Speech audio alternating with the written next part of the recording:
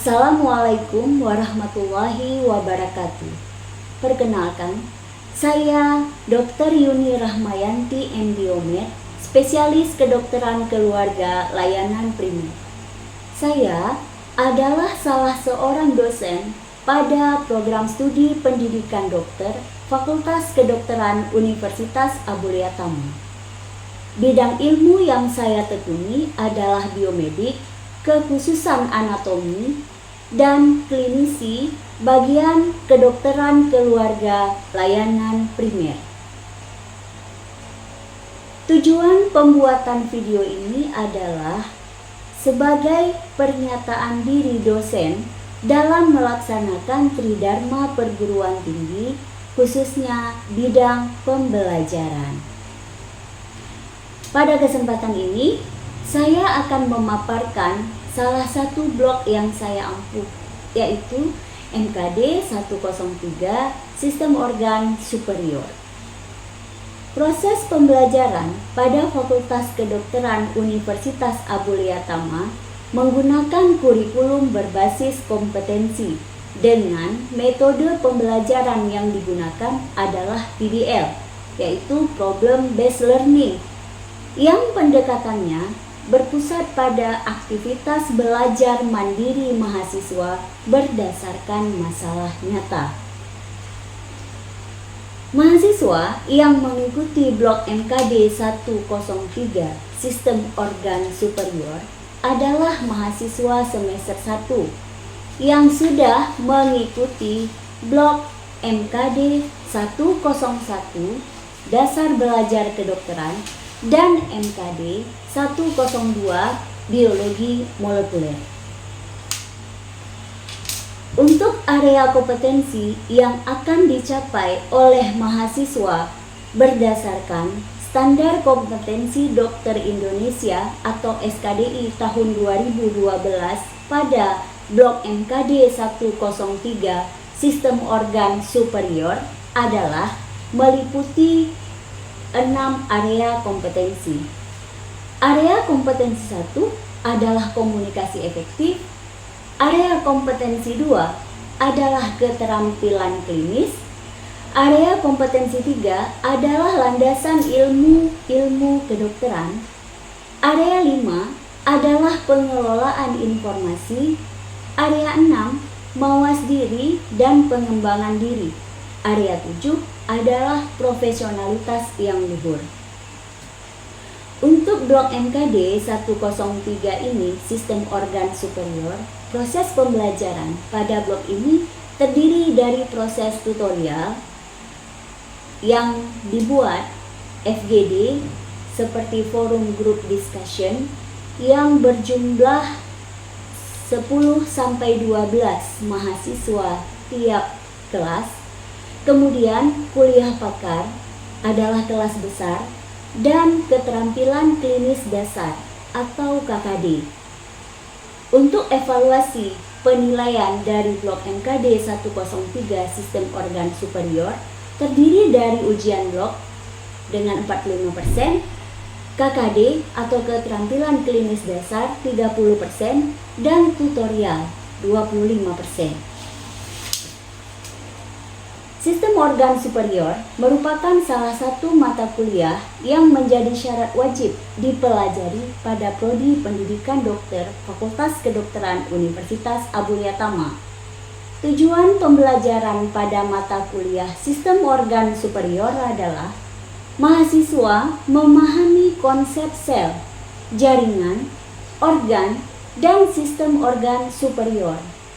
Dengan mempelajari mata kuliah Sistem Organ Superior, diharapkan mahasiswa memahami osteologi dan topografi, miologi dan artrologi, anatomi dan fisiologi sistem muskuloskeletal, anatomi dan fisiologi serta histologi dari sistem respirasi, anatomi, fisiologi, dan histologi sistem kardiovaskular, mikrobiologi dasar dan pembiakan, pertumbuhan bakteri dan metabolisme mikroba, elektrolit dan cairan tubuh, farmakologi dasar, dan obat-obatan sistem saraf pusat dan sistem saraf otonom.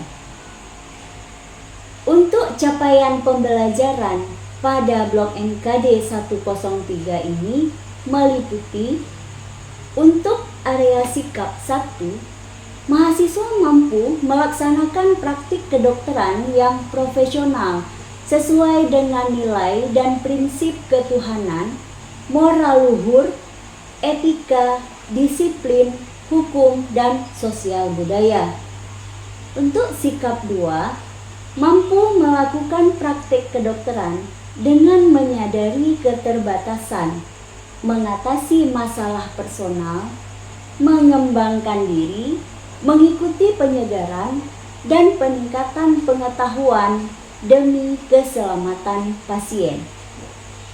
Sikap 3, berkolaborasi dan bekerja sama dengan sejawat seprofesi, interprofesi kesehatan, dan profesi lain dalam pengelolaan masalah kesehatan dengan menerapkan nilai, etika, peran, dan tanggung jawab, pengelolaan masalah secara efektif, dan kemampuan mengembangkan pengelolaan kesehatan berdasarkan berbagai kajian pengembangan kerjasama dan kolaborasi. Untuk sikap 4, mampu mengelola masalah individu, keluarga maupun masyarakat secara komprehensif, holistik, terpadu, dan berkesinambungan dalam konteks pelayanan kesehatan primer. Untuk pengetahuan 1, mampu menyelesaikan masalah kesehatan berdasarkan ilmu kedokteran dan kesehatan yang mutakhir untuk mendapatkan hasil landasan ilmiah yang optimal. Untuk pengetahuan 2, mampu memanfaatkan teknologi informasi komunikasi dan informasi kesehatan di dalam praktek kedokteran. Untuk keterampilan umum 1, mampu mengelola masalah kesehatan individu, keluarga, maupun masyarakat secara komprehensif, holistik, terpadu, dan berkesinambungan dalam konteks pelayanan kesehatan primer.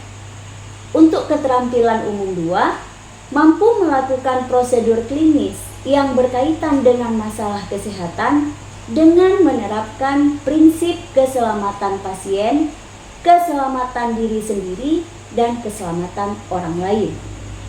Untuk keterampilan umum 3, mampu menggali dan bertukar informasi secara verbal dan nonverbal dengan pasien pada semua usia, anggota keluarga, masyarakat, kolega, dan profesi lain. Untuk keterampilan khusus 1, menguasai konsep upaya promotif, preventif, kuratif, dan rehabilitatif pada masalah kesehatan individu dan keluarga. Selanjutnya, CPNK atau capaian pembelajaran untuk mata kuliah ini adalah ada 8, yaitu CPNK 1, menjelaskan osteologi dan topografi dalam kedokteran. CPNK 2, menjelaskan neurologi dan artrologi dalam kedokteran. CPNK 3, menjelaskan anatomi dan fisiologi muskuloskeletal dalam kedokteran. CPNK 4, menjelaskan anatomi, fisiologi, histologi dari sistem respirasi dalam kedokteran. CPNK 5, menjelaskan anatomi, fisiologi, histologi pada sistem kardiovaskular di dalam kedokteran. CPNK 6, menjelaskan mikrobiologi dasar dan pembiakan, pertumbuhan bakteri, dan metabolisme mikroba dalam kedokteran. CPNK 7, menjelaskan elektrolit dan cairan tubuh dalam kedokteran. CPNK 8, menjelaskan farmakologi dasar dan obat-obatan sistem saraf pusat dan sistem saraf otonom di dalam kedokteran.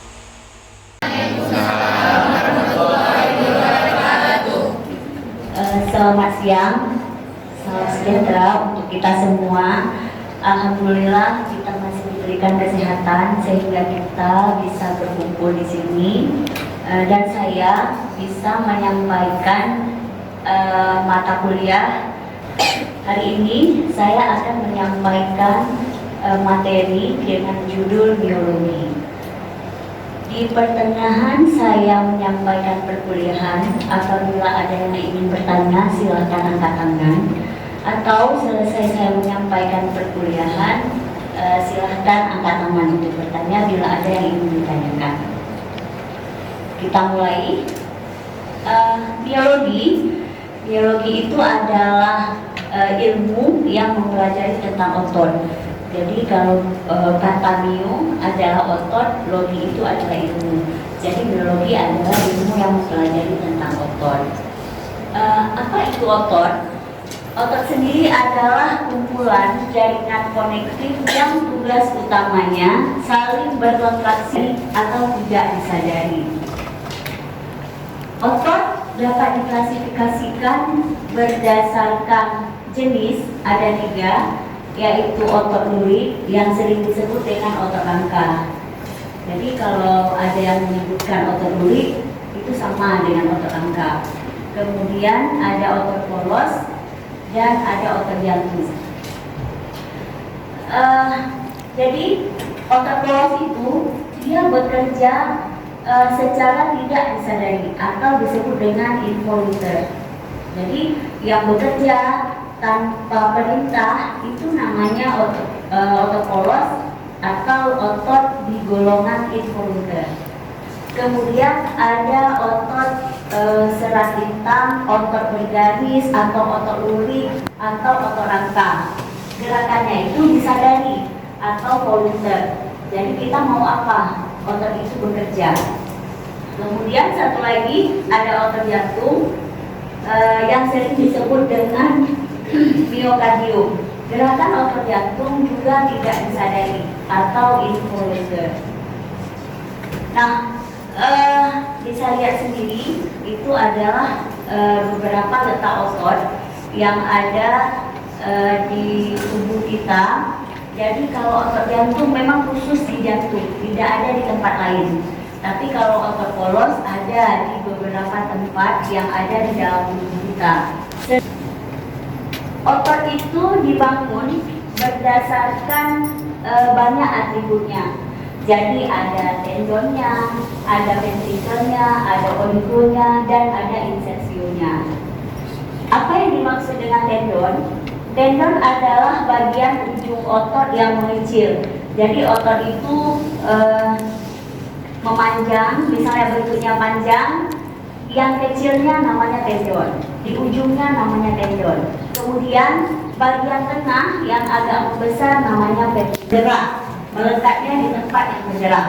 Belajar muskuloskeletal, misalnya pada praktikum anatomi, pasti pada saat belajar topografi otot, kalian pasti akan sering menemukan origo yang mana, insersio yang mana. Contoh pada gambar di layar itu contoh yang insersio. Insersio adanya pada siku.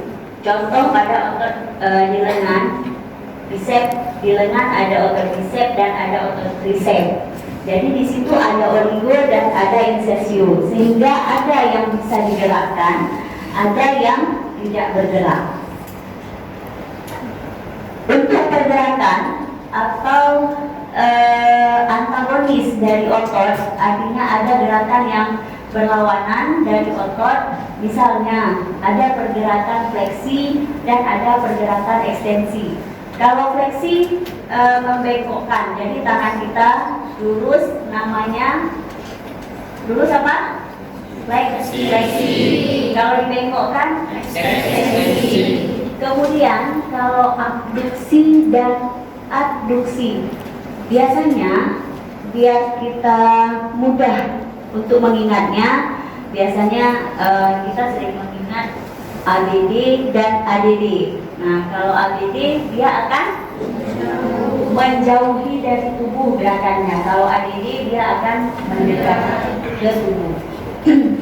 Kemudian ada depresi dan elevasi, kemudian ada supinasi dan pronasi. Tergantung kita melakukan gerakan tersebut di mana. Untuk otot duri atau otot rangka, dia merupakan jenis otot yang menempel pada rangka tubuh manusia. Otot ini digunakan untuk pergerakan tubuh. Otot ini memiliki tampilannya itu lurik, oleng-oleng, yaitu ada sisi terang yang disebut dengan miosin karena di dalamnya ada protein miosin. Kemudian ada sisi gelap yang disebut dengan aktin karena di dalamnya ada protein aktin. Di dalam otot yang selalu ada, baik otot polos, otot rangka, atau otot jantung, pasti ada aktin dan miosinnya. Otot ini, jadi di dalam ini ada protein yang namanya mioglobin. Contoh dari otot rangka ini otot bicep dan tricep yang ada di lengan kita. Nah, otot ini bekerja melalui rangsangan-rangsangan yang disebabkan oleh aktivitas diinervasi oleh saraf motorik yang ada pada tubuh kita. Jadi karena di tubuh kita ada saraf motorik, ada saraf sensorik. Untuk otot rangka, motorik tersebut menginervasi otot rangka sehingga otot itu berrotasi, kita bisa bergerak. Bagian-bagian dari otot rangka ini ada namanya sarkolema, ada sarkoplasma, miofabril, dan miofilamen. Sifat sendiri dari otot rangka ini bersifat konduktivitas, iritabilitas, kontraktilitas, relaksasi, distensibilitas, dan elastisitas. Jadi sifat dari otot rangka ini dia mampu bergerak. Apabila dirangsang dia akan bergerak karena dia bekerja secara volunteer. Kemudian dia dapat beristirahat karena otot ini juga bisa lelah. Otot ini kuat, otot rangka kuat, tetapi dia juga mudah lelah sehingga dia membutuhkan waktu untuk recovery. Sifat dari otot rangka ini juga yaitu distensibilitas, dapat ditarik, diregangkan, dipanjangkan. Nah, tetapi tidak dipanjangkan sesuka hati. Ada kapasitas fisiologis dari otot, jadi segitulah bisa otot tersebut dipanjangkan atau diregangkan. Pada saat otot tersebut lelah, otot itu juga bisa kembali lagi seperti maunya dia. Itu beda dari otot rangka dalam berbagai hal.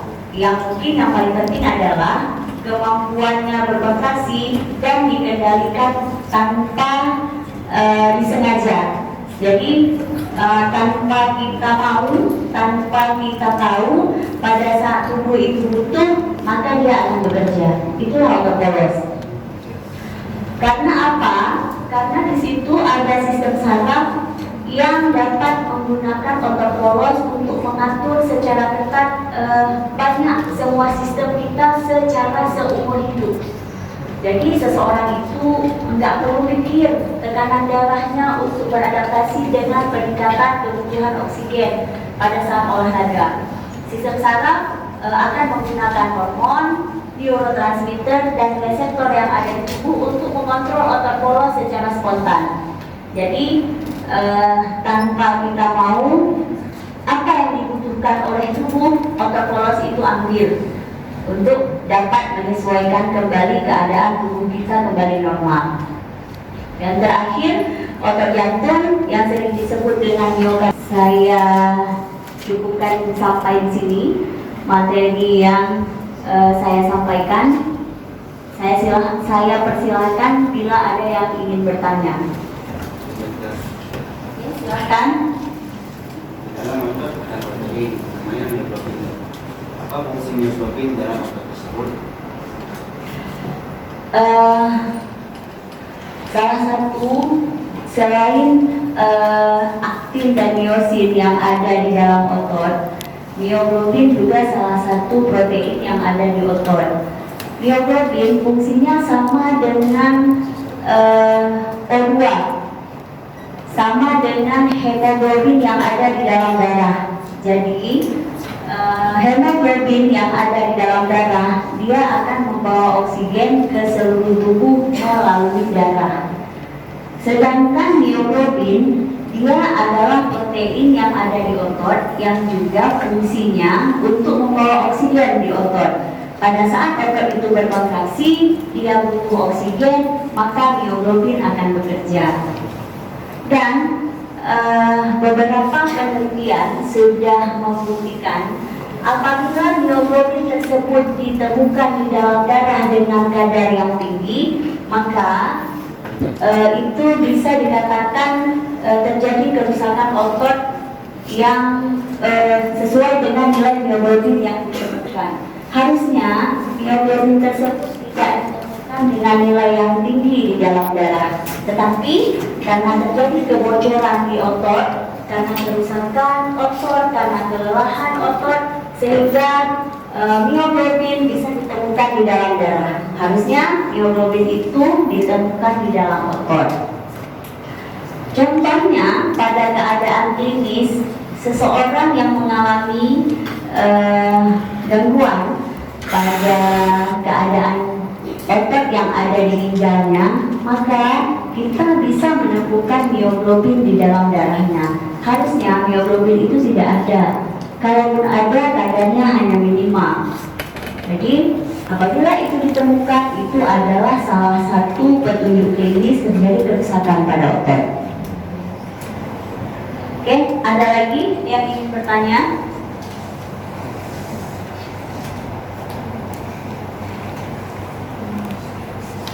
Baik, apabila tidak ada, saya cukupkan kuliah saya hari ini. Pertemuan berikutnya saya akan menyampaikan tentang artrologi. Artrologi adalah persendian. Hari ini saya sudah menyelesaikan tentang otot, maka pada tahap berikutnya saya akan menyampaikan materi artrologi. Saya berharap sebelum kita memulai perkuliahan materi artrologi ke depan, saya berharap kalian sudah bisa paham dulu dengan apa itu artrologi, karena sistem pembelajaran saat ini adalah student center learning. Jadi saya berharap kalian punya bekal sebelum kita mulai perkuliahan untuk materi artrologi ke depan. Sekian materi yang saya sampaikan. Terima kasih atas perhatiannya. Saya tutup.